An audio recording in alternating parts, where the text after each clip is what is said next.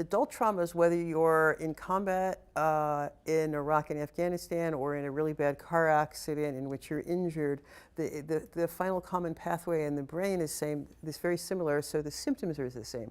The difference, though, is our men and women coming back from service in Iraq and Afghanistan and other conflict zones, their entire social milieu changes, and so the PTSD is complicated often by issues in reintegration, existential issues, the possible moral injury, and so it too is a different kind of complex PTSD, but nonetheless one that responds to the evidence-based psychotherapies with some psychopharmacological management in most cases. In some cases, additional treatments are needed and there's more of a need for community support.